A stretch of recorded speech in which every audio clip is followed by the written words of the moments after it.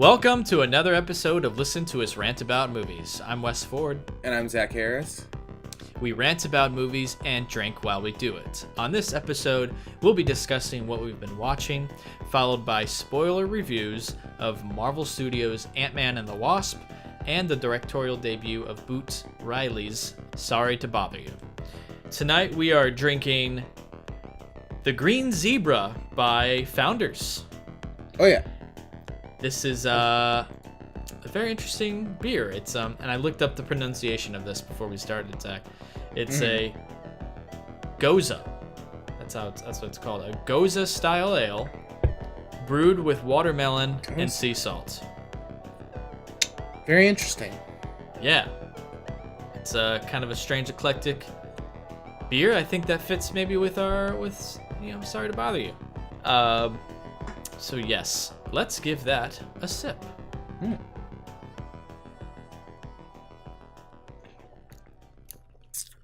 Very salty. That's my initial. Very salty. And also I'll say that I bet it's way better cold because I got this about 40 minutes ago on my way home from work. So is it completely warm? It's the illusion of warmth. I took out the can, or the illusion of cold. It was like, oh, it's ready. Like, let's do it. I think it's only the 10 that's cold. Yeah, it's an interesting beer because the first taste that hits your lips is like a saltiness. And then the aftertaste is like a very tart, sour. It's almost like a sour beer. Yeah, it's really weird.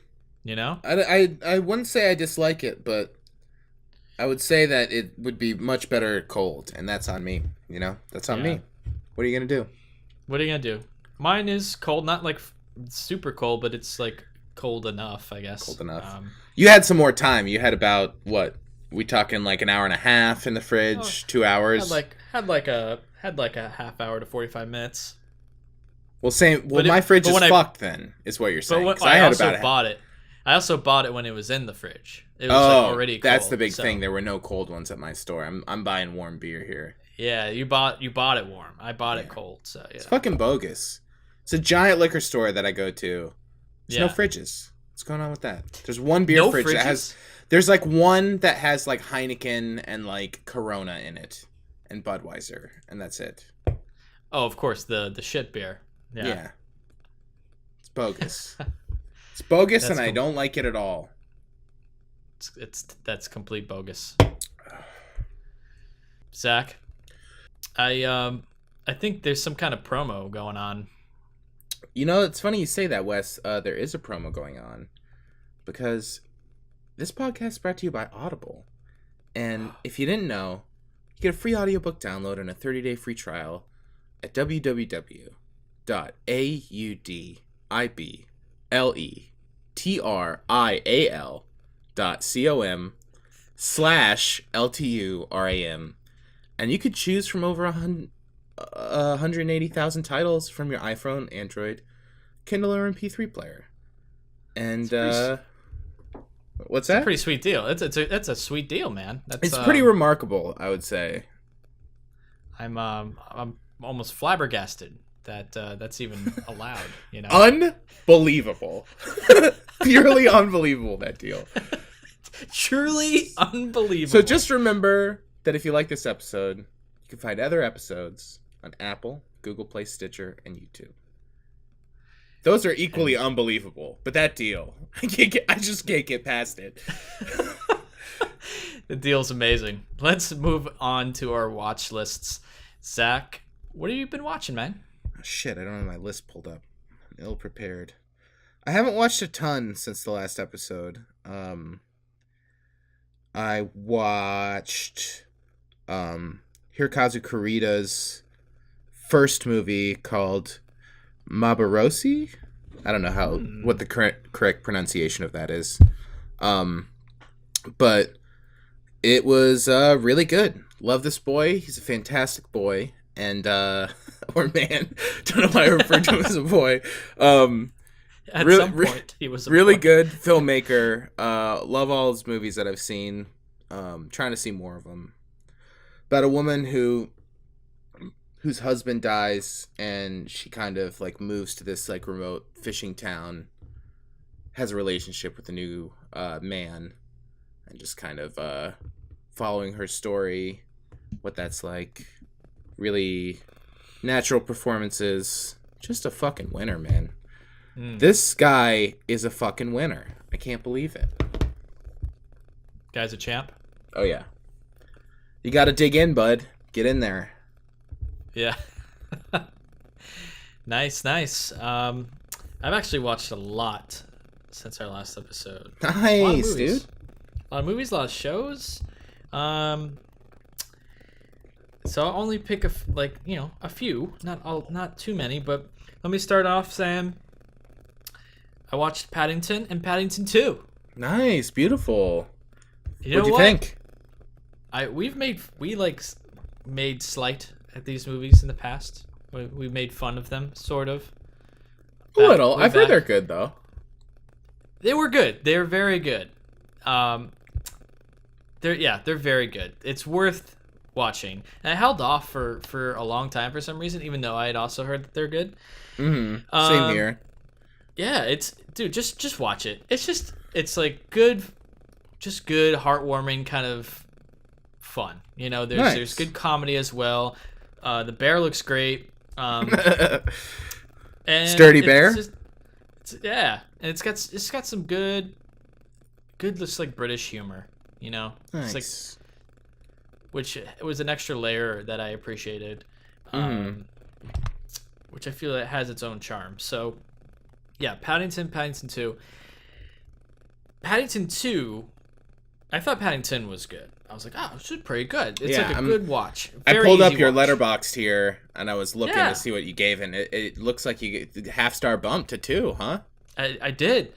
Because this film, while equally charming and heartwarming, it also had this extra layer of unexpectedness, and also sort of, in a way, it's a little political. It's it's very of its time right now, but in a way that's not exploitive.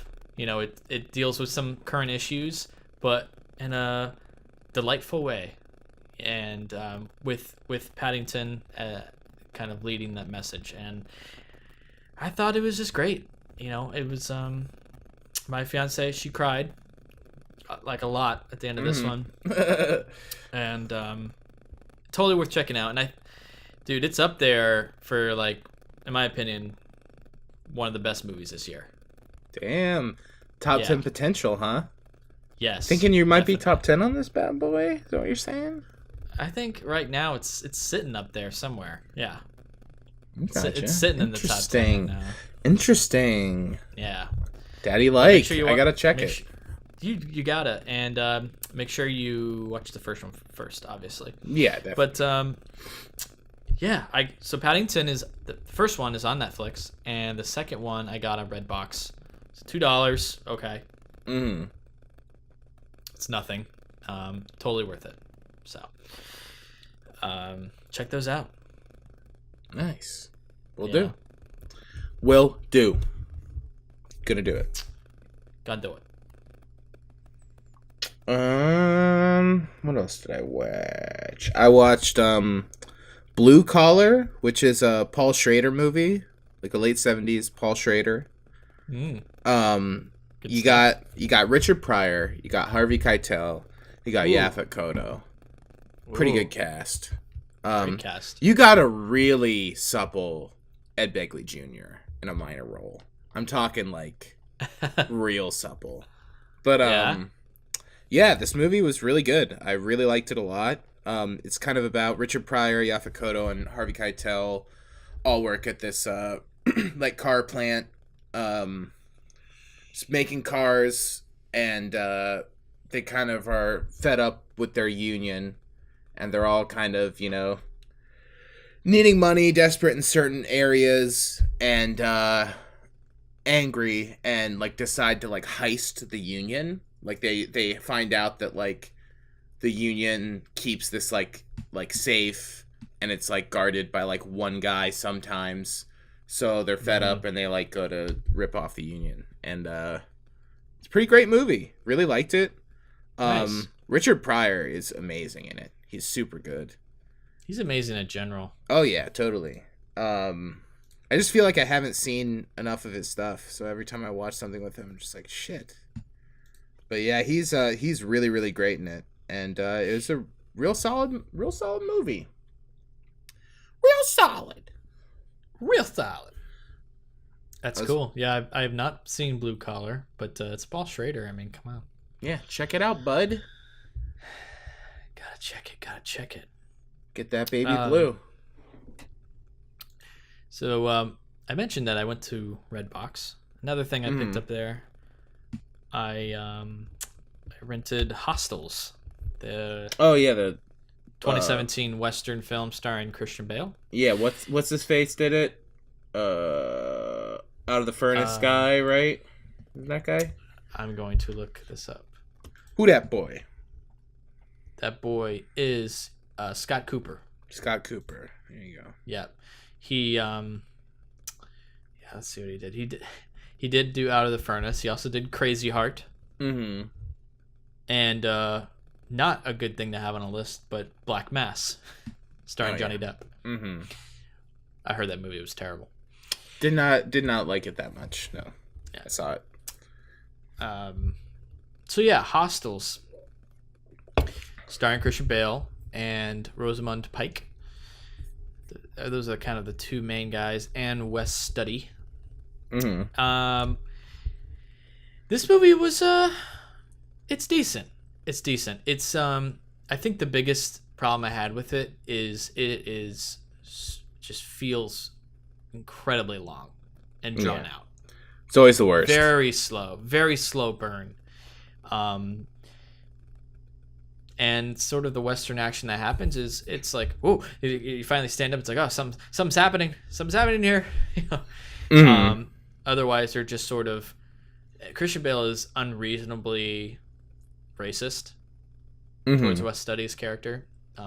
Basically, the point of the movie is he's this legendary, like, captain who's about to retire, and his last job, who hates Native Americans. His last job is to escort this chief to his homeland because he's dying of cancer. And so the president gave him the order to escort these people basically across the country, across the West, and return them home. And so he reluctantly does this. And of course, near the end, I won't spoil anything, but it's just, it's a very long film that I found myself very bored with, and a little snoozy. Very snoozy. But other than that, it's pretty well shot. Christian Bale does a good job. Rosamund Pike is really, really good in it, actually. Her whole story is, she does a great job of portraying the pain that her character experiences. And in that sense, it's worth checking out. But it's not like, I feel like it needed to be an hour shorter. How long was it? What's the TRT on that bad boy? It's 2 hours and 14 minutes. Ugh, gross. Yeah. Which at the time I had no idea it'd be that too long. If it was actually an hour and a half would be perfect for it. If it was 45 minutes shorter, it would be pretty good length. But yeah, Hostels, I gave it 3 stars. Gotcha. Nothing super special, but a movie. It's a movie. I'm glad I checked it out at least. I got you. It's not often you see like a Western nowadays. Yeah, totally.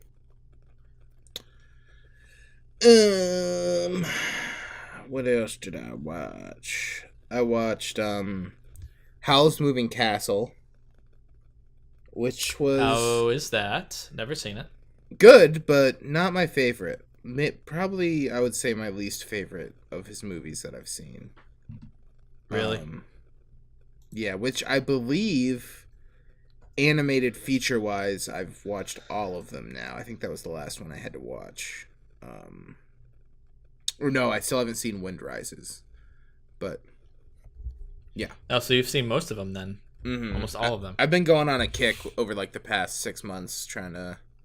That's cool. Buying the blues, watching them, incrementally. But yeah, it's really good. The animation is pretty amazing. There's some cool new stuff. Like some of it's a little much. They introduce CG, but it's mostly like CG rendering skinned with like drawn images. So that works. But like the castle looks really cool. It's all like separate layers that are all moving around, and some of the CG perspective stuff is really neat, and then some of it's kind of out of place, but the animation's amazing. It just kind of like is a little too long. It's 2 hours, which is 2 hours is fine, but I don't know. It goes on a little long and gets kind of convoluted, confusing. And some of his movies do feel that way. Yeah, some of them feel a little too long. By the end, I was just like, I don't even know what's going on. This is fun to watch, but like, it probably doesn't help that I watched it late at night. But it was just kind of like, like I couldn't tell you what happened in the last like 35, 40 minutes of that movie. Don't know. Yeah. But enjoyed watching it, and it's pretty well executed, technically. Nice. So, yeah. I mean, that is what is to be expected from a Miyazaki movie, right? Yeah, definitely. The animation, baby. He's a champ. It's a champ. Nice. Another movie I checked out. Never seen it before. Stop Making Sense. Oh, shit. Yeah, the Talking Heads musical film from 1984. Just delightful, Yeah, it's amazing. It's just a great concert film. There's not like a lot to say about it other than I just enjoyed watching it, and I'd always had an interest in the Talking Heads, but to see them sort of like perform this like really good show was awesome. Definitely made me like appreciate their music a lot more. Totally. It's just really creative and cool that they were able to just start with one man and just build into this like crescendo of this amazing light show with art and screens and stuff and cool colors, and it's just cool. What an amazing concert that would have been. Totally. To be there,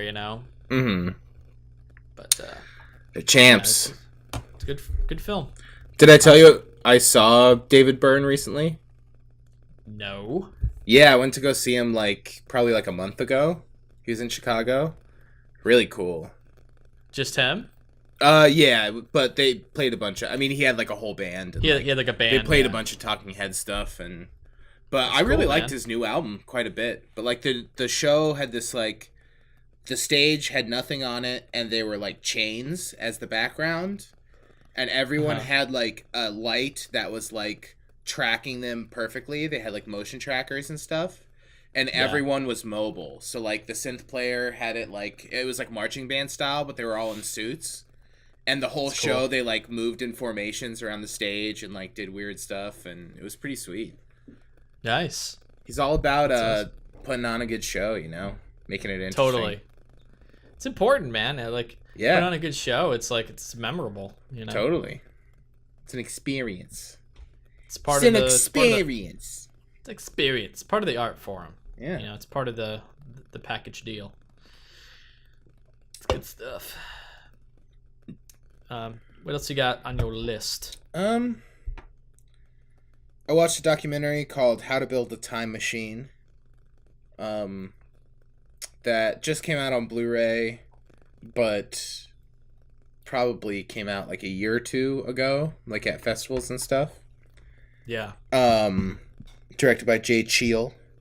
It's good. I really enjoyed it. It's about focuses on two different people. One of them is building a replica of the machine from the original Time Machine movie, and is super obsessive with all the details and is building this giant full-scale replica. And then the other guy is a scientist who's studying time travel in an attempt to, like, create it, essentially. You know what I mean? Yeah. So it kind of like it's bouncing back and forth between these people, and it's pretty interesting. It's definitely worth a watch. I think it might be on Hulu. I heard maybe. Okay. I don't know if it still is, but it was at one point. Nice brisk 80 minutes, and just a solid watch. Very enjoyable. I think you would like it. Cool, man. What's that called again? How to Build a Time Machine. Right. Yeah, I saw that you logged that on Letterboxd, and I read the synopsis. It looked interesting. Yeah. It's solid. I would definitely recommend it.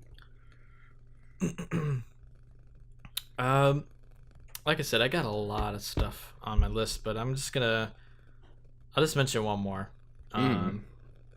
I watched a stand-up on Netflix. This particular stand-up has been getting like a good amount of buzz, and everyone's like, go watch it. So I did. It's on Netflix. It's called Hannah Gadsby, and it's called Nanette. That's her stand-up special for Netflix.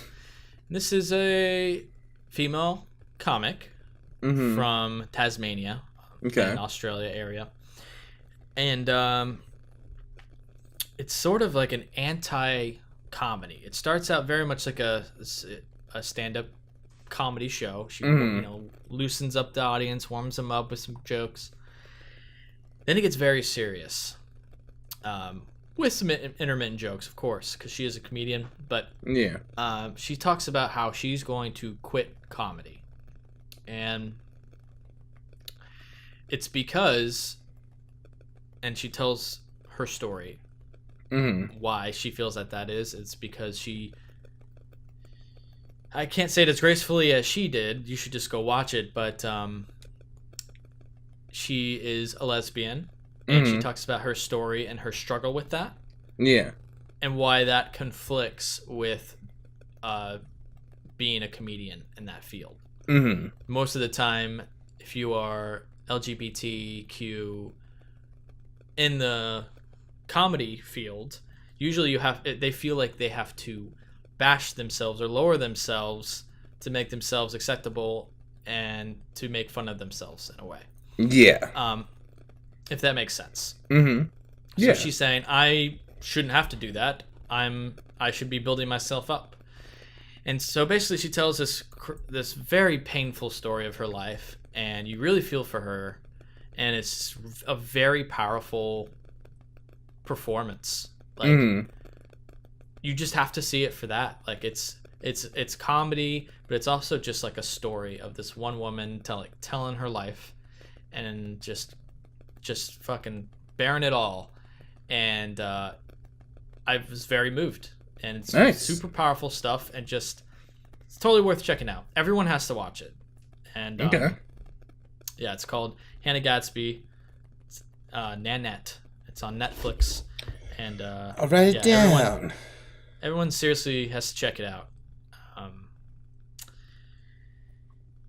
Yeah, really good stuff. Hell yeah. Yeah. I'll check it. Sweet. And it's not long, so it's an easy watch. Beautiful. In length of time, doesn't give you too much time, Yeah. You got like an hour. You can just pop this in, and it's something that I feel like it's important. It's going to be talked about this year, so. Yeah. That does it for me, for my watch stuff. I'll briefly say I watched The Color of Pomegranates by Sergei I'm not gonna try. Parachnov? Whatever. I sound like a moron. Armenian movie about like the life of a poet. Very like impressionistic, and it's kind of like presenting you like loosely based on his life, but like very visual. Shows you some lines of poetry, and then like a series of imagery, and then back to like the written word. And it's really interesting, and I liked it a lot. Probably not a great movie to watch at like 10:30, 11 p.m. When you're trying to get a movie in. So I feel like it didn't affect me as much as maybe it would if I was fresh, but still really interesting, and some incredible visuals. and just a solid film. What's that called again? The Color of Pomegranates. Color of Pomegranates. Nice. Mm-hmm. And how'd you watch it again? It just came out on Criterion. Oh, nice. I've been wanting to see it for a few years and finally came out. But it wasn't at the sale, so I had to fucking order it, and it was a whole thing. You go to the sale? I did not do the sale this time. Hey, you still have time, dude. Still have time, baby. Is it still going? Yeah, it goes till July. Oh, man. Still got time. Yeah. Still got time. Oh, might have to make a little trip over there. I bought Barnes and Ball. Noble you're talking about, right? Yeah. Yeah. I bought like that movie Ball, Baal. Have you seen that one with Rainer Werner Fassbender starring in it? No. Okay, well I got that movie. Bring it home. Pop it open. We're talking case split all the way down. There's maybe like a quarter inch at the top of the case on the spine where it's not just like completely broken. Just hanging on by a thread, this thing. So I'm like, well, I'm definitely bringing this back. So I bring it back like a week later or something and check online. They have it in stock. Go to the store, not in stock. Don't have a copy. And then so they're like, well, we'll order you one. So I'm trying to buy this other movie, and I was like, well, why don't you just let me have this movie, and then I'll pay for the replacement when that comes in. You know what I mean? Like, it's the same price. Like, swap this one, buy that later. No deal. Yeah. So they order it, comes in. Yesterday when I'm going to see Ant-Man, stopping by beforehand. Sorry if this is a long-winded story. Pop over to Barnes. They email me. They said it was in. So I go there, wait in the line, and lady can't find it. So this is the second time I've been back to replace this Blu-ray that's cracked. Ugh. And I waited there. I literally just made Ant-Man. I thought I had missed it, you know, and I was like, oh, I'm going to have to go see like a 10 o'clock show. But like, yeah, it was brutal. I had to wait for like 25 minutes or something while they were like running around trying to find it. And then there was just one up there. I was like, well, I'll just go look up there. She's like, no, just wait here. It should be here. We'll find it. It's like, it doesn't say we have any. And then the guy just like went and looked and they had one. And it's like, was that shit there last time I was here? Like, tucked away up there, like in a closet. Right? You know what I mean? Like, brutal. It probably was, man. Yeah. It probably was. Brutal. It was brutal. I was upset with Barnes and Noble. That's really annoying. I also saw they had a copy of Lone Wolf and Cub that literally looked like someone just took a nail and just nailed the top of it. There was just a huge hole and it was all ripped. What the hell? And it's like, why do you even put this out? Like, what are you doing? No one's going to buy this. Or they're going to not notice it and buy it and then be fucking pissed off. Like, just send that shit back. That's bizarre. Like, don't. That's bizarre. Some damaged crits going on. It's bogus. Why are people just like damaging the crits? I don't know. I bought the Jacques Demy set there, and there was like the shrink wrap was like folded on the bottom. So I was like looking at it, I'm like, no, it's just folded shrink wrap. Had this deal where I could get it for like $45, but the sale ended the next day, and I had all these coupons, and it was like over 100 or something stupid. So I was like, fuck it, I'm doing it. And then I brought it home, opened it, destroyed. The whole bottom looks like someone just like punched it. And then I couldn't return it unless I paid the difference because the sale ended. Bogus. That's some bullshit, man. That's some bullshit. So yeah, I can't wait to go and check and see if Barnes and Noble has their shit damaged for me. Give those crits a squeeze before you pick any up. You know what I mean? Give them a shake, give them a squeeze. Yeah, no, it's good advice. Yeah. Nice. All right, well, let's get into our review of Ant-Man and the Wasp. The only chance we've got is both of you. Ant-Man and the Wasp teaming up. Follow my lead.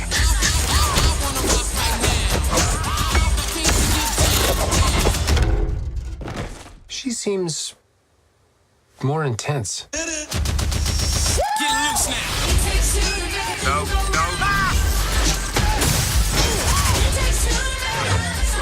You go low, I'll go high. I have wings. Why would I go low? I'm king to get down.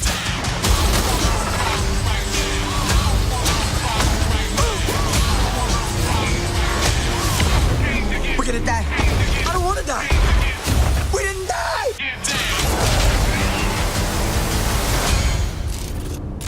Hey, what'd I miss?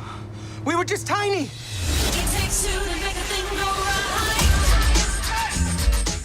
All right, Zach, so you mentioned this earlier. You just watched Ant-Man like last night, right? Yeah, I did. Ant-Man and the Wasp, I mean, not the first film. I was like, oh shit, I just saw Ant-Man. I just watched the Blu-ray of Ant-Man. What am I doing? Yeah. Yeah, I went and saw it last night. This film follows the continuation of the MCU, the Marvel Cinematic Universe, and is a sequel to the original Ant-Man film that came out a few years ago, starring Paul Rudd, Evangeline Lilly, Michael Pena, and some new stars. Right, we got Walter Goggins, we got Michelle Pfeiffer, and of course Michael Douglas. What did you think of this film? I thought it was fun. I didn't love it. I did enjoy it though. I just feel like there's so much that can be done with like the shrinking and getting big that they like hit on it a couple times, but there's just like, I just feel like it's untapped almost. Like they didn't tap it enough. And I also felt like it was really plotty. It was just like, oh, we need A to do B. Oh, they want A, so they stole A. Then we go there. Now we got to go here. Now we got to go there for a thing. Who's that? It was thing? It was like very video gamey. Yeah, it was just like simple objective based story, where it's just like they have an objective for this reason. They go A to B. They go A to B to C. They go here, there, and they enter. You know what I mean? It just kind of Yeah, it was just plotty. But that being said, I thought it was fun. I think the action in these movies is more fun than the other ones, than the other Marvel movies, because of, the shrinking thing. But I still think that they don't, tap into it enough. Yeah. What about you? I'm a little shocked to say this, because as you know, I'm a pretty big Marvel fan in general. I felt a little. I'm gonna poo-poo on this movie a little bit. I think. Yeah, you didn't like it. I wasn't that much of a fan, man. I wasn't that much of a fan. I thought the first movie was better, and most people will disagree with me. Most people will say this film is better. It is. Yeah, I get that it's like a nice break from the Infinity War stuff, but which it is, and this movie is fun. But that's about it for me. I don't know. I the plot was very just straight to the point. We got to get this thing, and then that's it. And I don't know. I wasn't a big fan of the villain, and then it brought in these other plot lines that didn't make sense or have real meaning in the end. I don't know. I just felt like it was a fun film, but I was a little disappointed by it. I just feel like I'm so used to Marvel, every Marvel film that's been coming out the past 2-3 years has been in my mind pretty good, pretty great. Everyone is just sort of beating my expectations, and I just sort of thought this would be a higher tier, and it's definitely a lower mid-tier Marvel for me. Yeah. So, I just thought it was all right. I thought it was all right. Yeah, I would. Yeah, go ahead. No, I would agree that it's mid to lower tier. I liked it about as much as the first one. I didn't really like the first one that much. Potentially liked it more, but once again, not saying a whole lot because I wasn't crazy about the first one. Yeah. I think there's something nice about that. The stakes are a bit lower in it, than the other movies. I always like that. Sure. Yeah, you do like that, and I'm about that too. Like I totally get that, but yeah, when it's just people running from place to place, and I don't know, everyone's just after. It's just like it felt kind of obligatory. Like there wasn't like a compelling story that was like this is is this a storyline in the comics? Because it seems like this would be the most boring series of comics where it's just like, okay, I don't think so. Now the lab is here, and then now it's they moved it. Yeah. And we can talk spoilers too. So I did like how there was there's consequences. There's consequences in the MCU, which is very nice. Yeah. And that's consistent and that's good. And this movie is a consequence of like Ant-Man going off and doing his thing with Civil War, you know, like going off and there's actual consequences for that on his relationships with Evangeline Lilly and Dr. Hank Pym and all that stuff. That's why they're like, oh, you're not really on our team anymore because you sort of abandoned us. That's cool. But then they like build up this plot to like bring the team together, and then the mid-credit scenes, it's like, nope, they're gone now. They're all gone. Oh yeah. We brought the family together and they're gone. Which they tied it into Infinity War, have them disappear, snapped away, but it's like in the broader scheme of things, like in the sense of just this one film, it's like kind of made the whole thing pointless, you know? Yeah. Yeah, kind of, because it's like, what are they building towards? It's like, I guess that, Ant-Man will probably be a part of the next Avengers, right? Somehow or something. Oh yeah, totally. But it's like, where's the Wasp? Like, I thought the Wasp would be in the next one. Like, why is she gone? Yeah, it's stupid. I don't know.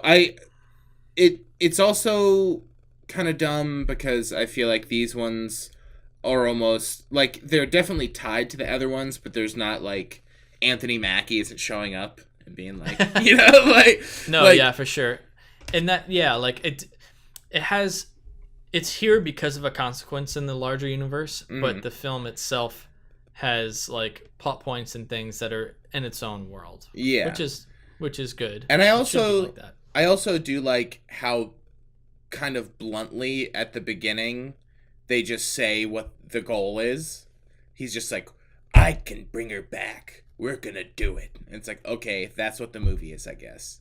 That's the entire film. And that's plus fine. These other random plot points. Yeah, like that's fine if it's like a simple movie, but it's not. It's like goes out of its way to be complicated when like they could just like cut half that shit out. I don't need Lawrence Fishburne and the villain and Walton Goggins. Like, I don't need all of that. Like, you just pick one and make it like a 90-minute movie that just like moves. You know what I mean? Because it felt really long. Yeah, and I got a few thoughts on what you just said. Mm-hmm. Number one being, I like the first Ant-Man more because it is smaller scale and it's a heist film. Like, they have this one heist that they're going to do. And this is more of just like they're trying to achieve something, but it's missing that like heist element, which I think made the first one a lot more fun for me. Mm-hmm. Like, totally. That's why I liked the first one, because it's like a heist film, and this one was just sort of about trying to bring someone back, but it was like, I don't know, it didn't feel as like there were actual stakes there. And secondly, Walter Goggins' character clearly kind of like setting up something maybe in the future, but like why? Just cut him out. You know, like just cut literally that whole no thing need out. to be in the movie. No need. It's at just all. Another villain that's just like running after them. It's like a reason to keep them moving. But like I feel like this was a thing in Star Wars too, where I feel like they're like going for like this thing where they're always on the run. It's like we're always running away. Like everyone's after us. But like that pace isn't kept up through the movie.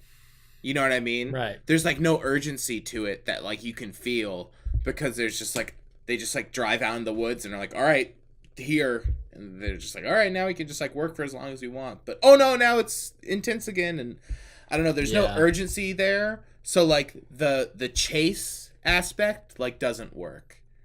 So, like you were saying, the old one's a heist movie. I think that was something Marvel, like, because that was kind of around the same time or a little after Captain America 2. Yeah. Before Civil War, right? Because they had already introduced him. Yeah, it was like right before Civil War. That was because I feel like then, like, even though I don't think it is as much as other people, but I see the point that like Winter Soldier is like different as well, and then like the Ant-Man's a heist movie, and it felt like they were kind of trying to like be like, hey, they're all Marvel, but like here are like different genres in that, kinda, you know, like pushing them like a little farther. And it just feels like that started and then just immediately came back together, and now they're all similar toned. You know what I mean? Yeah. Well, and I feel like this it. One so far. But like Thor was different, I guess, and Guardians. Thor was like, pretty different. But like everything, I don't know. Like Civil War is just an Avengers movie. This feels like just a smaller version of those movies. I don't remember what else there. Doctor Strange felt exactly the same. I feel like Doctor Strange is it's a Marvel standard film sort of thing. And I feel like they kind of need to like start trying to push those a little more like away from each other. I think that's the problem with Star Wars too. It's like they're just multiple movies that are the same, and if they made different genre movies in the universe, people would be more excited to see it because it's familiar but also different, you know. That's what we wanted when Disney acquired Marvel, or when Disney acquired Star Wars or Lucasfilm. That was like the original intent of like the solo films, right? Yeah. Or the standalone films. We got Rogue One, which is probably the most different out of all the newer ones, and then but Solo But even Rogue One at the end, they brought it back down, and Solo, they like had to make it like a Star Wars movie. But same kind of thing. I mean, it's both are run by Disney, so I'm sure there's similar threads. Yeah, it's just a little vanilla, kind of little been there, done that. It's like I don't think they played like I think the shrinking and growing stuff is fun to watch, but that's cool. That's fun. Yeah. It's just not consistent enough. Like they like pull it out in big ways, like they like peppered it through. When really like all the fights should be like entirely choreographed based around that. And it feels like the extent of it is like one weird thing will get big and then they just get small and punch from either side. You know what I mean? Well, they like shrink and come back to normal size, punch, you know. Yeah. That's basically and I feel like that's kind of it. Like it doesn't really develop past that. But I think there's a lot of opportunity to like have fun with that, and it just seems underutilized. Yeah, I guess so. I do think they play a little bit more. Like they have more fun with technology than the first one. Mm-hmm. Like they're able, like Ant-Man's able to get big in this one, like he did in Civil War. Yeah, and he like gets really big, and I like how that like there's consequences with that. Mm-hmm. And they like have the car shrinking, which makes no sense, but you know, yeah, that's cool, sort of fun. But and like there's a chase scene where the car is going, like that's probably one of the better sequences. I did have a problem that like I didn't feel very surprised either because all the best stuff is in the trailer. Mm-hmm.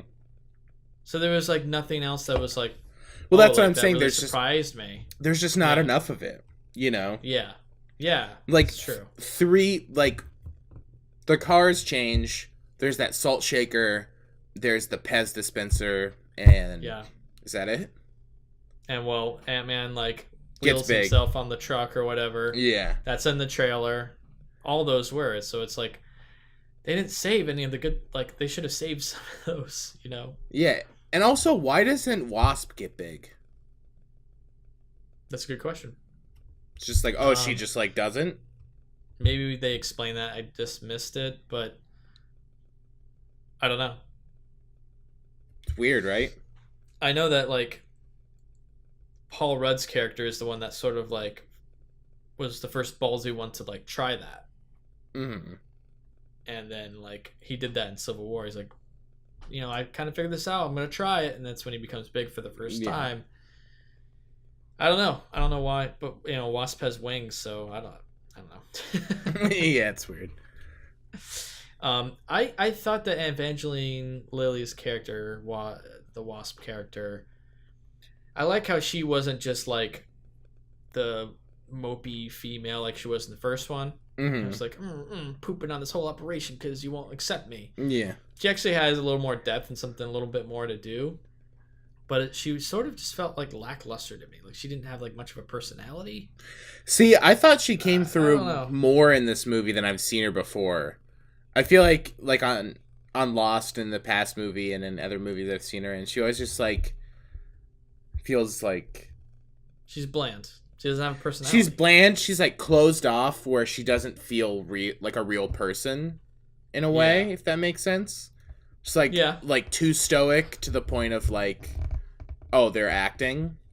Yeah. Whereas I felt like maybe she just felt like more natural in this, maybe because she like more comfortable. I don't know, but not to say that her performance is like way better or like, you know, but I just felt I was like, wow, Evangeline Lilly isn't like I agree, but maybe I just think like her as a person like just maybe doesn't do it for me. I liked her in Lost, but like I don't know. I just maybe her as an actress just like I'm not a huge fan of hers, but I thought her personality came through. She seemed a little more genuine in this. She definitely did. She definitely had a little bit more, which was nice. I'm glad they changed her hair as well. Yeah, because that short hair was brutal. The villain, played by, let's talk about her. Let me look up her name. Hannah John Kamen. She played Ghost. I thought she did fine for what she was given, but I don't feel like the character had a lot like on the page. You know, like, I feel like she didn't have a lot to play with, and I just wasn't a fan of the. I just wasn't a fan. I wasn't a fan of the villain. Like she was in this like. She was in pain, so she had to attack everyone, and then she had like this phasing ability. The science is just very inconsistent. For a fictional comic book film, the science doesn't add up like at all with their technology. I don't know if it necessarily needs to though. It's like the technology in a lot of these movies doesn't really, you know what I mean? I mean, yes, but they set up certain rules, and then when they like don't follow their own rules, it like breaks it for me. Like, what are they breaking with her though? Well, I don't know necessarily with her. Maybe just because, well, phasing, you're not shrinking, or you're just like literally entering the quantum realm, and okay, so that's just completely different technology. And then, like, but an example of like a rule like not being persistent is like the reason they wear the suits is because when they shrink, it like protects their bodies or whatever. Yeah. But they're able to use that technology and apply it to a car, and they're not wearing suits, and it's just like that. It's simple and minor, but it's like that doesn't make sense. No, you're right. That does make sense. Like, yeah, because how can they shrink someone else if they need to wear a suit to shrink? Exactly. So I don't know. I was also thinking, how do they get in and out of the suits? Do they shrink them after? Because if you're in the suit and you shrink yourself with the suit, how do you get big and then shrink the suit and keep it tiny? You just shrink the suit, I guess. Do you just get out and like hit the button or something? Then it seems like getting it big, you'd have to like get a magnifying glass to be like a needle or something. Well, that's like what I mean. Like, you know, it's not consistent. Yeah, totally. Who knows? But also gotta say, I like Michelle Pfeiffer. Fucking hated her. She's weird in this. She's like what's so with the inserted. Powers thing. Like, why does she just have fucking powers from the quantum realm? Okay, another thing that doesn't make sense with the science. They say like time doesn't matter. Like time doesn't exist in the quantum realm. Okay. Yeah. She aged in the quantum realm for like 20 years and just like gained these magical powers and just. Why isn't she insane? Why is it, you know, like... Yeah. That kind of shit just bothered me. Like, why'd they have to bring her back? It's just stupid. And the whole powers healing particles thing, like, what the fuck? You know? Yeah. I hated that. I wasn't a fan. I didn't love it. Didn't love it. She felt weird. She felt like she was just like a weird casting choice because she was a big name. Because she's like barely in the movie. She's in like 10 minutes or less like screen time. You know what I mean? Like, yeah. Just it felt very like cameo-y when they could have just like got literally anyone to be in it. Yeah, I don't know. The whole script bothered me. Like, and then the end, they go down like to get these healing particles. It's like, what is this? Like, what are you doing? And then of course they all disappear. So it's like double frustration. Like, for one, they're finally together. Cool, they're doing a thing, and now they're all gone. And why the fuck are they even there in the first place? Like, just to get Ant-Man in the quantum realm so he's safe? I guess. But also, though, I mean, the quantum realm is just tiny, yeah? No, it's like literally so tiny. It's basically like another dimension where time doesn't exist, and you're like outside of the borders of like the physical world, which is why Thanos' snap like doesn't affect anyone. I think that's just where it's gonna go. Like, the Thanos snap doesn't affect anyone. In the end, I do think like Ant-Man might even be like the savior of like the Avengers. Because they're gonna figure out a way to like travel through time through the quantum realm somehow, bring everyone back. That's my guess. Yeah, I feel like it's a key part of the next Infinity War. Definitely. Just seems like, I don't know, whatever. The whole quantum thing is just like, eh. You know, like, it is what it is. Yeah. I mean, I liked it in the first movie where like for the first time and you like see all the visuals, like him shrinking. Like, that's cool. And then it's just the Michelle Pfeiffer thing really is what bothers me about it. It's just like, how did you find her? Because you're in a quantum realm. You're so small. You're literally small. Well, hey, they got the coordinates, dude. Fuck. They got the coordinates. Which also, God. Talking about just briefly. And she spoke through Paul Rudd. Remember that? Oh yeah, that was brutal. That was brutal. The machine that they use to find the coordinates is outrageous. What is with the design of these machines that are the most impractical things possible? There's no way that is the best interface that they could come up with. It is the most confusing, insane looking thing. I'm not saying like I would understand the science enough. It's like maybe that's all, you know, relevant data, but just like weird. It's not. Like, yeah, I'm sure it isn't. You know what I mean? It's like, it's weird, like orange holograms on like rotating triangles that are like this like giant. It's like, what? This is not a machine that anyone would build. And also, the last component that they need is a box that just is a giant key that they just slide in and go, right. It's like, we got the component. It's like, that is the stupidest fucking component I've ever seen. Just make it be like a chip and they just like screw it in and like plug in cables. Why is it this giant box that looks like it's like, I don't know, like an Alienware laptop from like 2003 that she like plugs in a console. She just slides it in and goes, okay, we installed it. Like, that's science. That's how we built this machine. Like, are you fucking kidding me? I know. Again, it's very like basic video gamey, like plot lines and like structure, like, which inherently may not be a bad thing. It just feels weird in this movie, and it feels weird because it's too self-important and too long to like be like that. If it was quick and simple, then like I think that you could get away with it, but it's just too like convoluted and plotty that they should have done away completely with Michelle Pfeiffer's character in that whole plot line. Just like make it another basic heist movie. Ant-Man and Wasp, now they gotta go in and steal something and bring it back out and like use the quantum realm as part of that or whatever, you know? Yeah.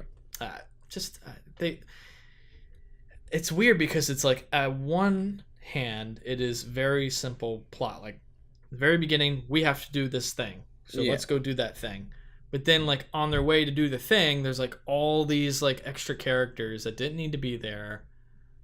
They over-season the dish like crazy. They just convoluted. Like put way too much salt on that shit, and it's just like way too salty. For real. It's like this beer. Too much salt. Yeah, this is a very salty beer. I don't know if I can drink another one. I can't. Anyway, I was a little disappointed. It was funny, but like not as funny as like Deadpool. You know, like that. Like a movie like Deadpool really pushed the boundaries of the first one. Like it was funnier, had more action. This movie should have done the same. Should have been funnier. Should have been better action. Should have been like a better plot. Like I didn't think it was that funny. A lot of the jokes didn't land for me. Yeah, like they go on like they're so reliant. I feel like on like the improv like Apatow-y vibe of just like riffing, where it's just like really long riffs that like yeah. It's just which he's good at that. Yeah, but he was much. Like he was one of the better parts of the movie. I think like it's just because of his charm. But like I do like Paul Rudd. I just feel like he sort of held it somewhat together. It just feels like when that's like, I did think Michael Pena was funny, but I also I like him. I think he's I do too. No, he's another comedic element. He was funny, but I feel like most of the stuff with Paul Rudd was just always with the like weird questioning that like goes on too long, and you know what I mean. No, I get it. Which I'm not saying that's like outright bad. It's just it's a little tired to like. I get it. So yeah. Anyway, I'm done talking about this movie. I think. Yeah. I don't really. Score know was generic. Score's generic. It's a generic film. I'm giving this movie 2.5. I think I'd probably give it 2.5 also. Yeah, like it's.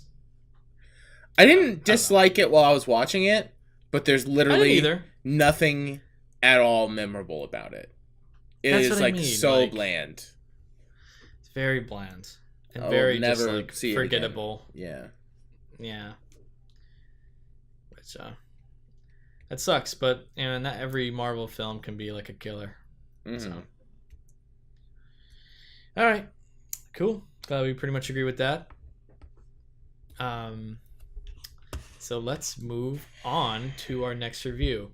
But before we get into our second review, I'd like to bring up that deal again, Zach, that you talked about before. Don't do it, because I'm going to be thinking about it all night, man. I know, it's too good. So for the listeners that listen to us rant about movies podcast, Audible is offering a free audiobook download with a free 30-day trial to give you the opportunity to check out their service. You can download your free audiobook today. Go to audibletrial.com/LTURAM. Again, that's audibletrial.com/LTURAM for your free audiobook. Let's move on to our spoiler review of Sorry to Bother You. I'm just out here surviving, and what I'm doing right now won't even matter. Oh, baby, it will always matter. I thought you said you fixed that. Get a room. I got a room, motherfucker. Hey, Cash, how much longer I gotta wait for my money? God made this land for all of us. Greedy people like you want to hog it to yourself and your family. Me and my family? Yeah. Cassius, I'm your fucking uncle. I just really need a job. This is telemarketing. Stick to the script. Hello? This is Cassius Green. Sorry to bother you. I just wanted to make... You want to make some money here? Use your white voice. My white voice. Like this young blood. Hey, Mr. Kramer. This is Langston from Regal View. Was that Visa or MasterCard? We go level it up! You're going upstairs, my compadre. Okay, bravo. You don't have to sell out. I'm not selling out. Here's the starting salary. Well, man, I'm gonna have to get me some new suits. We will have a transformative experience. Fuck you! Fuck you! Fuck you!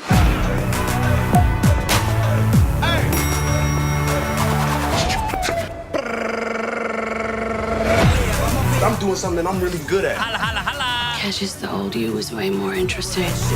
You are rolling with the big dogs now. Greetings, Cassius Green. I hope you did not masturbate today. We need you sharp and ready to go. So, sorry to bother you. That was from the trailer from that film. In an alternate, present-day version of Oakland, telemarketer Cassius Green discovers a magical key to professional success, propelling him into a macabre universe. Yeah, so this film is the first feature-length film by Boots Riley. And it stars Lakeith Stanfield, Tessa Thompson. Those are the main ones. Danny Glover. Oh, and Danny Glover, of course. Everybody knows Danny Glover. It's true. Also, Terry Crews, Bug from Sense8. I don't remember the actor's name. Armie Hammer. Yeah. That comedian woman who works at the agency. Mm-hmm. That I don't remember her name. She's in it. You know, the comedian who's in it. She's in the movie. Yeah, so it's a pretty good cast, actually. Yeah. It's been a couple weeks since I've seen this, so I'm trying to refresh myself a little bit. But what did you think of this film? I liked it. I didn't love it, but I think I appreciate it more than I enjoyed it, if that makes sense. Yes. I am very glad that it exists, and I'm also very glad that it's like at the Regal playing with like all the giant movies, because it's fucking weird. Like real weird. Super weird. I think I like completely agree with that opinion. Yeah, I liked this movie. Didn't love it. Super weird movie. But I really appreciated and enjoyed the creativity and the uniqueness.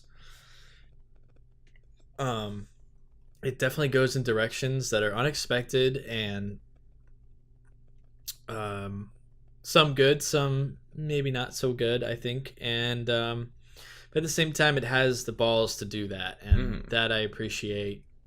And I just feel like Boots Riley is just like a voice we're not used to seeing.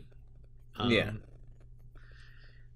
I look forward to like what else he can do. Like I want to see more of his work.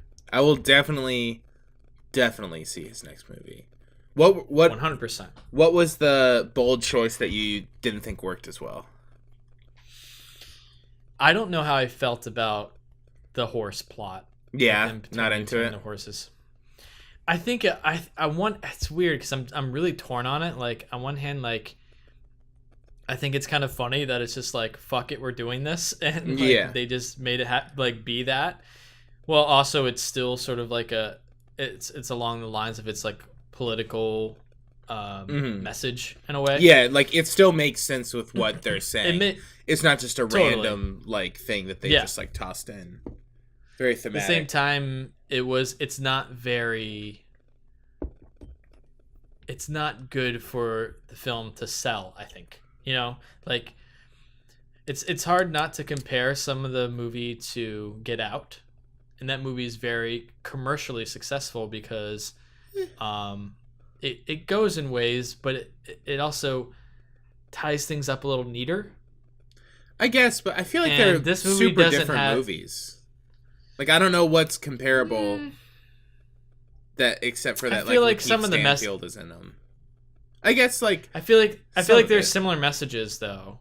Like there's like a little bit of the horror type element at one point. They're very different movies, but I feel like they can be compared in some ways. They're also both produced by Jordan Peele. So they had sort of the same kind of background. But I just feel like this one's more about like it's more just anti-consumerism, capitalism. Oh, totally. I mean, I'm not saying the messages are the same. I just feel like like the plots are the same or anything like that. But yeah, this film definitely has like it's like in a way it's like a punk rock film. It's like very anti-establishment, very like anti-capitalist for sure. And I appreciated what it did. So in that sense, like, I think what we trailed off. We just ranted. We just did what this podcast does, right? We were talking about the horses. Yeah. And so I said on one hand, I like that it went that way, and on the other hand, I guess I didn't. You know? I gotcha. It was definitely not something I expected to be in this movie. I feel like for the reason that they probably don't want to spoil it, it's very much marketed as like an office comedy. It seemed like to me. Like that, I thought like they marketed it that way. 80-90% of the movie is going to take place in this office, and it's all going to be all about him actually calling people. Like we're going to see that all the time. Like that's like what I was expecting. I prefer that it wasn't that. I think this is much more interesting. I loved the horse thing. It's one of my favorite parts about the movie, personally.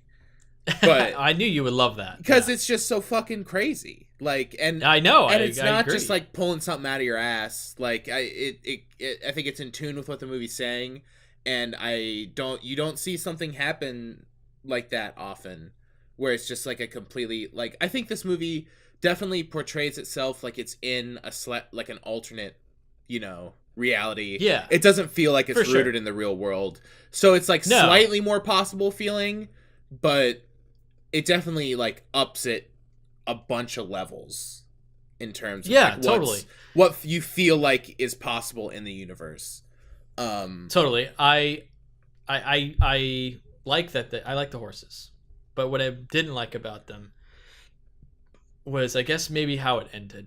Maybe that's what I mean. Like it was too long. They needed to like how they like dragged out that plot line, and then like I guess how it exactly ended in the film with the horses just like felt strange. Like I felt like it was a little drawn out, and like they didn't know where to go at one point where the horses were just like running wild and like causing chaos in the city. Mm-hmm. It sort of felt like that didn't need to necessarily be in there. It felt a little dragged out, and then it like the film kept going a little bit longer, and then it ended. So it was just like, I don't know. It just felt like a weird pace to me, I guess. Yeah, it was definitely a weird pace because that's such a big reveal that you expect that to be like the climax. You know what I mean? Like, oh, this shit just happened, and like it's almost not real time, but like we're gonna track him linearly through what happens next, and that'll probably be the end of the movie. Part of me likes that it doesn't do that, and it goes really far with the joke. But the pacing is like really off, so it made me it made me feel weird when I left, and not necessarily like weird because it didn't wrap up nice or it was like made me think about certain things. It just had like a off vibe that was off from the rest of the movie, but didn't necessarily feel like that was intentional. You know what I mean? Yeah, I think that's another thing with the horses, like. Yeah, the vibe felt a little different. Like, yeah, it made sense with the, like, I guess with the plot and everything that's trying to say, but like bringing in the horses was just like so crazy, that it just almost like messed with like the tone of the film, in my opinion. I get that for sure. It's just not perfectly executed in my mind, but like I appreciate that it went in that direction because. It's definitely memorable. Like this movie, I'll remember this movie. Yeah, totally. In that sense, I like it. And I think it looks cool. It's a good thematic story, and it's good that there's just something this unique that's coming out this wide, and has like been so absurdist and been accepted. Like very easily is really good. I agree. Like more like political filmmaking like this, I think is good.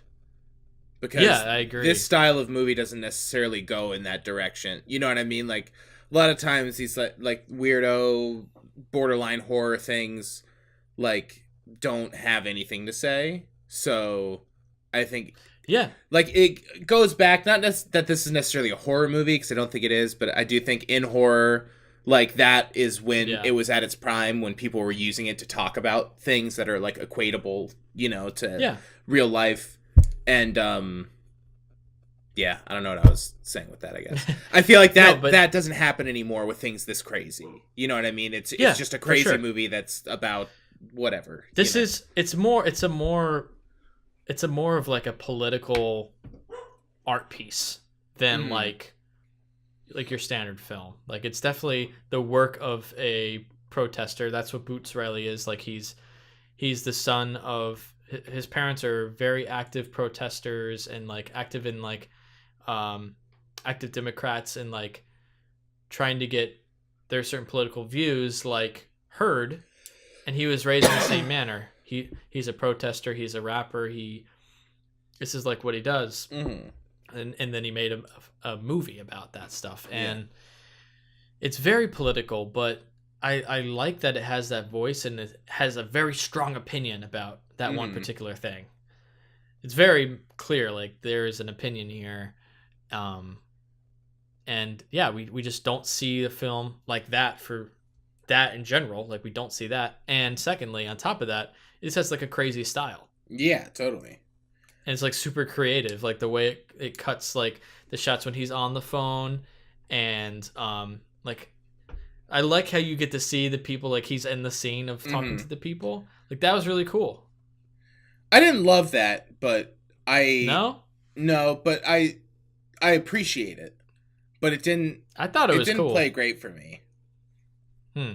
Why not? I don't know. It felt. I don't know. It was weird.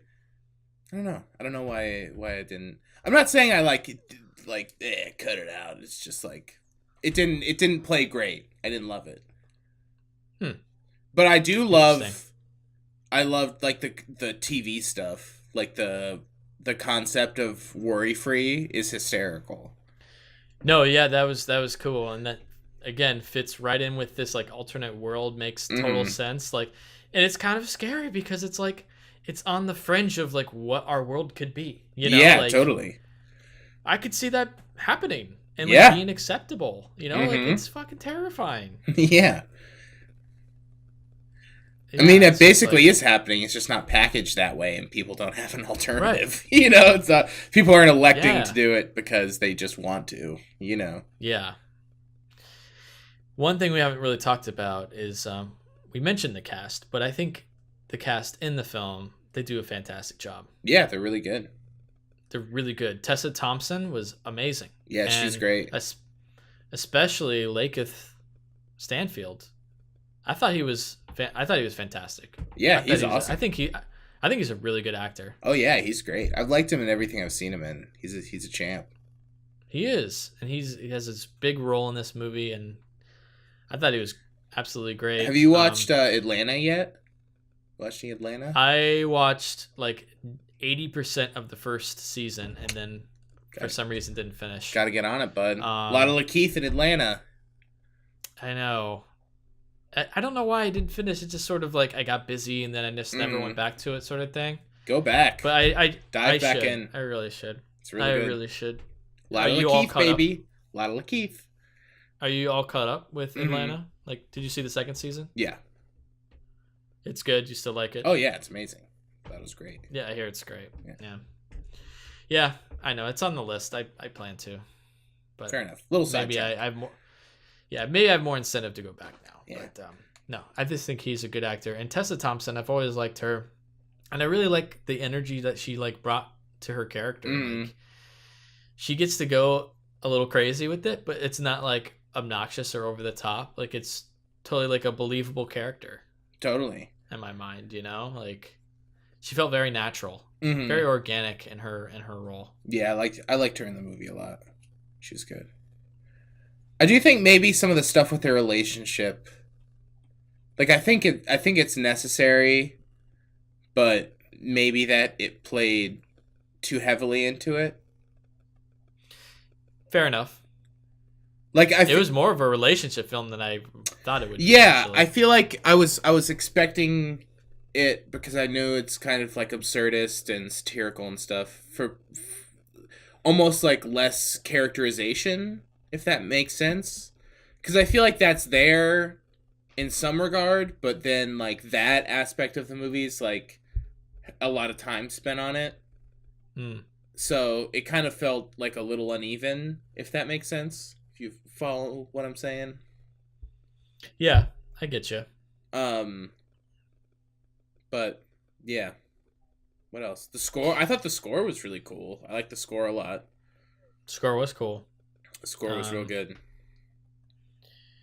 I didn't expect to have like Cassius Green go that far either. Like literally get to the top, and I liked seeing his journey. Totally. Like get to that point because it's totally unexpected.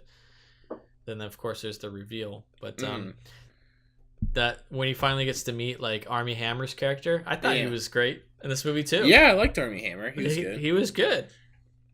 Totally. He was the perfect casting, like this fucking annoying rich white guy. Like I also was a big fan of the other star that everyone refers to, like Howie Jameson or something.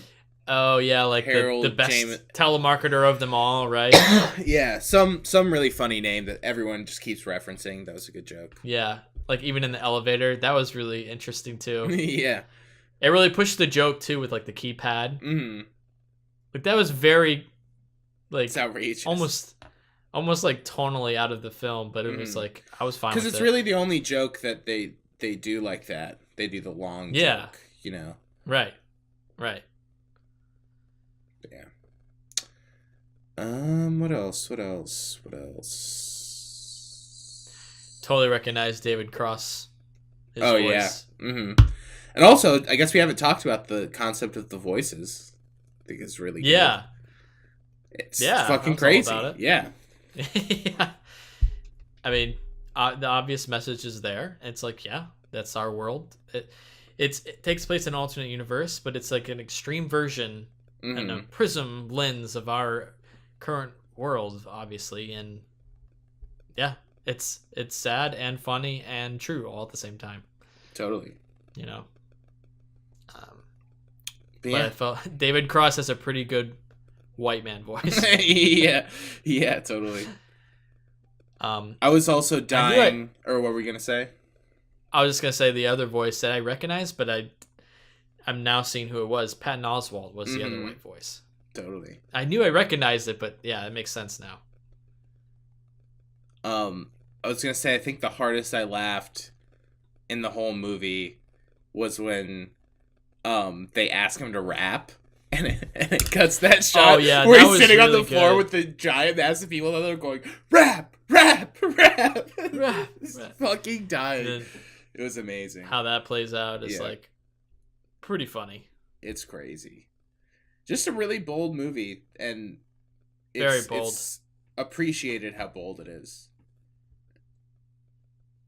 I agree. And yeah, like you said it perfectly. I think my appreciation for the film exceeds my actual enjoyment maybe of it. But that being said, I still really enjoyed it. I just didn't I just felt like it had some flaws. Like it felt like the work of someone who is a pretty new director. One that has a very unique and inspiring vision. Yeah. But one that's not necessarily practiced or I feel like one that needs massaging. One that needs massaging. I feel like there's a better movie in the edit. Yeah. You know what I mean? Yeah. I feel like right. I thought it was a little long.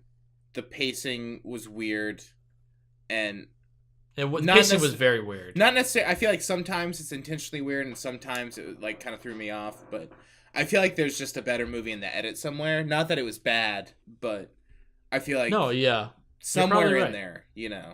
You're probably right. Yeah. Yeah. So that being said, what would you rate this movie? Heavy 4. Heavy 4. Going 4. Maybe not heavy 4. Normal 4. Normal 4. I'm going 3.5. Heavy 3.5. Okay. Has had the potential to be a 4, I think. But yeah, I just feel for me, I just feel like it just like needed a little bit more love in the edit, like you said. That would have helped it.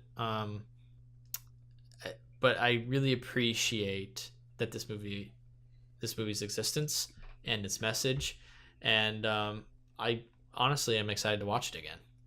Yeah, that's great. I'd like to watch it with people who don't know what's going to happen and like see their reactions. Like that's yeah, what I totally would enjoy. Yeah, I felt like it was also a weird movie. I saw it. We were gonna go see it earlier, and then like someone was running late, so then we had to go to like a 10:15 show or something like that. So it was a weird movie to be progressively more sleepy for as it went on. So I feel like I definitely need a rewatch, and I'm excited to watch it again. But yeah, solid flick. I'll definitely buy the. Oh, sorry. Go ahead. I was gonna say I definitely like recommend it. You know, it's like, yeah, me too. I think it's definitely a good one to go check out, especially in theaters. Support it, support this movie, and also I think it's very relevant and something that will be a highlight for this year's films. Yeah, it was solid. I think it's one that's worth mentioning. Cool. So that concludes our review of Sorry to Bother You. Excuse me. As always, you can find other episodes of this podcast on iTunes, Apple Podcasts, Google Play, Stitcher, and YouTube. Let me do that again. I had like a burp. As always, you can find other episodes of this podcast on iTunes, Apple Podcasts, Google Play, Stitcher, and YouTube. Follow us on Facebook and Twitter at LTURAM Podcast. If you enjoy the show, please consider leaving us a review on iTunes. Every rating brings us to more listeners. And also, just know that you can email us anytime. Listen to us randomoutmovies@gmail.com. Thank you to our Patreon producer, Sean Pierce, and other supporters. You too can be a producer and or supporter of the podcast by visiting the Patreon page, becoming a monthly patron for as little as $1. Visit www.patreon.com/LTURAMPODCAST. Again. Really gonna spell that whole thing out? Yeah. That's gonna do it for today's podcast. Zach, as always, good times. Yeah, good talking, man. Until next time.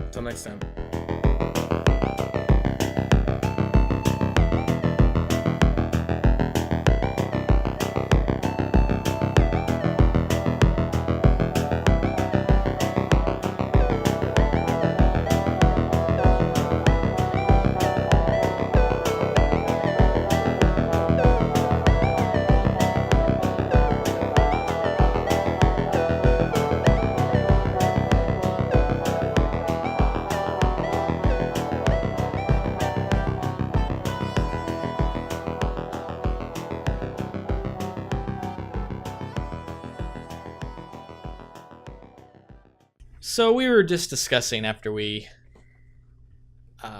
quit recording, I guess, after our episode, and we decided, hey, let's just have a little conversation, a little post conversation, right?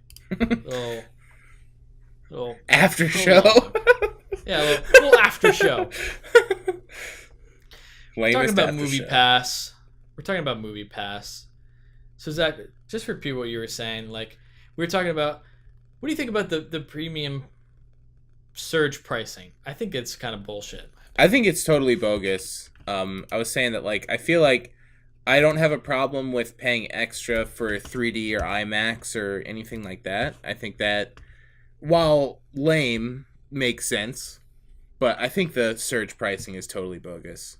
It doesn't really affect me because I purposely try to go see movies when there's like 6 people there.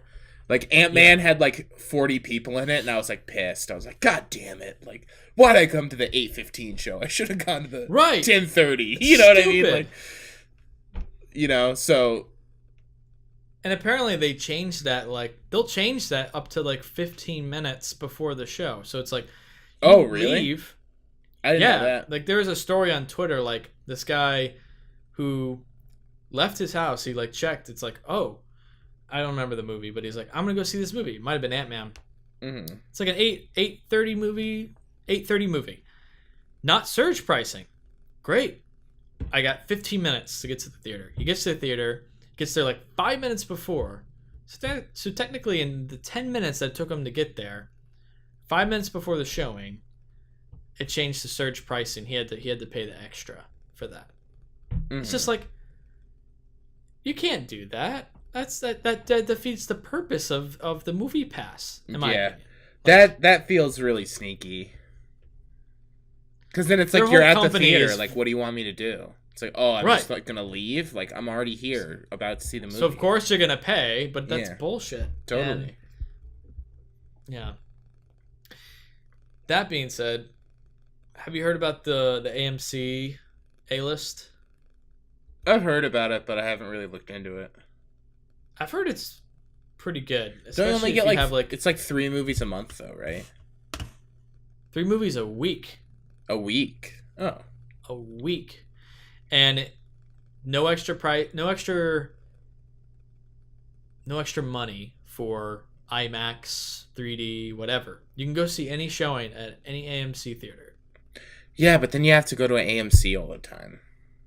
So that's the thing. It's like, that's a trade-off. Some places like New York, like most theaters in New York are AMC theaters. Yeah. So it's like, no matter where you go, you'll probably be going to AMC. So that works. Well, yeah, out for it's you. like when I went to New York to see Phantom Thread, it was playing at AMC, and it was like one of the few theaters in the country that was playing it. You know what I mean? So like, that's the thing. There is that you can go see that type of stuff in a different theater, or if you like live in the suburbs or somewhere where there aren't that many theaters, and like that's your only option is like a Regal or an AMC. You know what I mean? Like, then it makes sense. But I feel like for me, it's like, I don't know, I go to the Music Box. It's a theater called Facets. There's the Landmark that I see a lot of movies at. Gene Siskel. Like, these are all movies that work. They're theaters that work on Movie Pass. So it's like, literally every theater that I would go to in Chicago, it works at. Yeah, fair enough. Like, yeah, like, for me, I like, the closest theaters to me aren't AMC. I have a Regal, Cinemark, which is right? I'm mainly a Cinemark boy. That's my main thing. And I got the Cinemark Pass. Yeah. Because it's the closest theater, and in my opinion, one of the best theaters in town. Because it's cheaper, and there's not like a lot of people there, and they got good seats. Yeah. So, yeah, I'm a Cinemark guy. But for someone who has AMC, like if they have AMC all around them, or like they exclusively go to an AMC theater, it's really worth getting, because you're almost like losing money not getting it. It's like 3 movies a week you can go to. That means IMAX. It means 3D, whatever. Mm-hmm. And discounts on concessions and all that shit. So it ends up being a pretty good deal if you have AMC next to you. But I don't need it. How much is it a month? Do you know? I believe it's I think it's like something like $15 or $20 a month. Okay. Because that is also twice as expensive. But it's also 3 movies, any movie a month or a week. Yeah. Which is less. So it's like you're paying for more. And you could go see 3D or IMAX. Well, you're not paying for more. You're paying for less movies, but better, more premium screenings of the movies. Right. Because on Movie Pass, you see a movie every day. It's the only limit is you can't see multiple in one day. I want to respectfully make sure I'm representing this, because I could be wrong in a lot of this. Because I've heard it's a pretty good deal, but I'm also actually curious. I'm not going to get this, like I said, because I don't go to AMC. Sometimes I do, but like that's not my main theater. It's $19.95 a month, and you can see up to 3 movies every week. Like I said, IMAX, Dolby Cinema, 3D, digital. Let's see the perks. I know there's like other perks. And like I said, if you're a moviegoer though, and you go exclusively to the AMC, like that's kind of worth it alone. Yeah. Opinion. No, I mean if you go exclusively to AMC, it is worth it. I just try to not go to AMC, so I don't think it would work for me, but for the right person. See, AMC can also they can have nice theaters though. Like they got some. And sometimes you pay extra for those like nice leather recliner seats. A lot of AMC theaters have that, and so it's like, oh, you don't have to pay extra for that, and I could like go see IMAX or 3D for basically free. Yeah, and like, there would also be the seats, option, like for you, I'm assuming there's the option to buy your tickets ahead of time with that. Yes, thank you for So that was another thing. Like, you can reserve your seats ahead of time online and shit, or use the app. There's like a special app or whatever. So you can reserve your seats, which works for like my kind of city because everyone has to in like Orlando, which is crazy to me. I know, it's just that's how it works. It's like I told you when we weren't recording, like just bought my tickets for Mission Impossible, like right when they went on sale. And I got them at the IMAX because the IMAX theater is going to sell out. Yeah. Before like weeks before it's even out. Yeah, that's insane. Especially since I'm doing just regular 2D. Most people are gonna try and get that. So it's just like it's crazy that like I can't use Movie Pass because if I walk in, I'm gonna get a shit seat or it's gonna be sold out. So.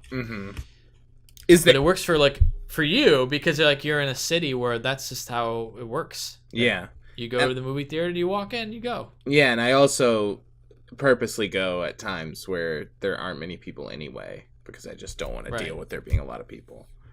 Every time I go and it's crowded, it's a mistake. Like the last movie I saw when it was really busy was Hereditary, and it was a huge mistake because those people were just like super fucking annoying the whole time. I agree. Me too. I also try to avoid the crowds despite me reserving them. Like I'll try Saturday mornings, Sunday mornings, great times. Yeah, totally. I think I saw Hereditary at night, which was a big mistake alone because of the fucking crowd that was there. But yeah, same kind of thing. Anyway, I'm glad we were able to talk about that. I just think it's interesting, like the way these theaters are starting to like shape movie going, and I do appreciate, although I think Movie Pass is run poorly, I appreciate that they have almost brought like more attention back to like, and like more interest at least to go to a theater to see a movie, because I feel like that was in danger for a little while. But I feel like Movie Pass has really brought an incentive for people to like, oh, it's so cheap, like let's go to the movies. Yeah, I see more movies because I have it, and I'm someone who likes to go and goes as much as I can. You know what I mean? Right. And I still end up seeing more movies because I have it. Yeah. But anyway, AMC Stubs, A-List, that's also another thing. There's one more point that I have about it, which I guess they could just run it the same way, but it seems like, okay, your Movie Pass to a theater, they're getting that ticket price because Movie Pass is paying for it. Yeah. So it's like people pay Movie Pass, they load the card with the amount for the ticket, and then the theater just gets that money, but it's Movie Pass's money, right? Which is a terrible model in my opinion, but yeah. Well, I don't understand how an AMC thing is the same, because like it's their own company, so they're not getting the ticket price unless they're doing the same model, which why would you do that? Because it's your own place. You know what I mean? It's like you're only getting the subscription fee. The movies aren't getting the payout the same way. Yeah. So like, It's how very does that interesting. work? You know what I mean? I don't know, because it's at least interesting. when I worked at and the how are they tracking those sales necessarily, other than just like counting bodies? Yeah, you know, totally. So it's like, how does that affect just like money made on tickets? And also, I know when I worked at the theater, I don't know what the percentage is now or even what it was then, but I know that the theaters don't make like a ton of money off the tickets. Movie tickets have gotten definitely more expensive, so now they definitely probably make a bigger margin. But yeah, theaters make most of their money on the concessions. Yeah. So it's like, if the movie is making the vast majority of the ticket sale, and AMC, like when you use a movie pass, they're getting the same amount of money. It's just movie pass is paying for it. But when AMC is paying for it, do they pay themselves? Or is it just like a write-off? Because then how does that... And then they pay out the movies? Like, I don't understand how that would work the same. I don't know. You know what I mean, though? Know. Is this a valid point, or is agree. this a stupid point? No, it's a very good point. It's a very interesting point, because it's like, how like, just for like pure like logistics and just like record keeping, like how does that affect sales numbers? How does that affect like the films, like like if there enough people get AMC Stubs A-list, for instance, like let's say everyone who ever goes to an AMC has AMC Stubs A-list, I feel like that's going to have a big impact on like how the studios reflect how their films are doing. Yeah, totally. Because you know what I mean? That would inevitably change the numbers, yeah? Yeah, it will, absolutely. Yeah, and it's changing how it works completely. Like, it's changing how that whole industry kind of works now. Mm-hmm. It's going to be really interesting to see how it pans out. It may not be sustainable at all, you know? Yeah, like MoviePass. I feel like every day I'm just waiting on like the IndieWire article or something that's like, MoviePass is done. Like, you fucked if you bought it. Fuck you. You know, like, you ruined movies. I'm waiting for it. It's gonna happen. Everyone's like, oh, you have that? How is it? I'm like, it's incredible. Get it now, because it's not going to be around forever. You know what I mean? Like, it is going under for sure, or it's going to get to the point where it's just like not nearly as good and no one has it. You know what I mean? I agree. Like, this is the golden era of MoviePass, so you got to get in now, right. Or else you're fucked. Like, yeah, for sure. It's not going to be around much longer, my opinion. Because I also don't think you can pay... I don't think you can pay for like a year now. Because when I did it, I paid up front for a whole year. So it's like, I'm locked into that deal. You know what I mean? Like, they can't change that. They can add things, but like, I will still get a movie a day guaranteed for a year. The parameters around that change. Like, now you can't rewatch stuff. Can you do that at AMC? Can you see the same movie again? I mean, if it's part of your 3 movies a week, I'm sure, yeah. Well, I don't know. That's a rule on MoviePass, though, now. You can't see the same movie again. Wow. I don't know. Which makes sense, I guess, but is also bogus. And also, if I wanted to see it again, I would just go and buy a ticket to another movie that I didn't want to see and then just walk in. Like, you know, like, stupid. But how much is MoviePass right now a month? Now it's 10. I got it for 8 a month. And you bought a year. Yeah, so it's like $100 to see, so 300. Saved you some money. The potential of 365 movies, which is the stupidest thing I've ever heard. You know, it's like so outrageous. Yeah, it is. It's insane.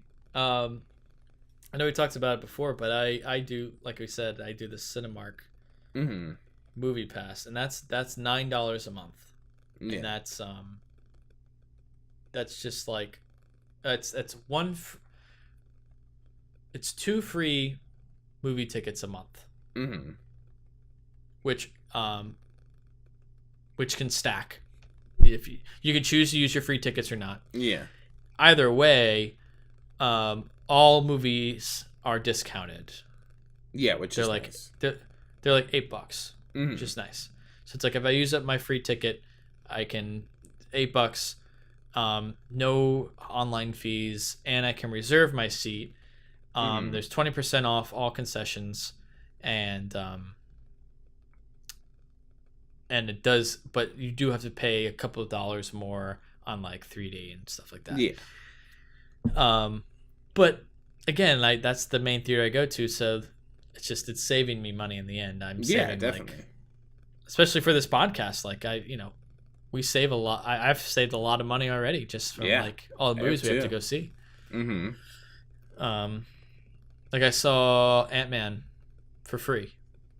Yeah. And I was able to take my fiance. That was, both of us literally went for free. Yeah. And I only paid $8 that month. So it's like, okay.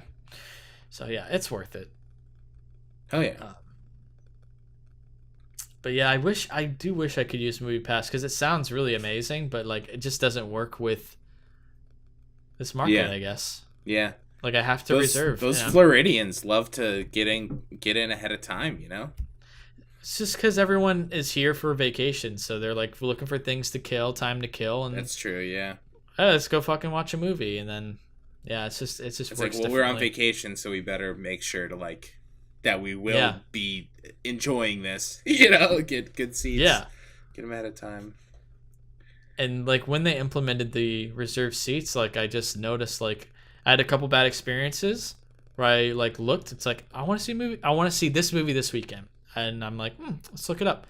Like the day of, all the seats reserved, or the ones that are like in the very front. It's like, okay, not going to go see this movie. This sucks. You know, I think a lot of it movie now is also just the fact that the seats are reserved.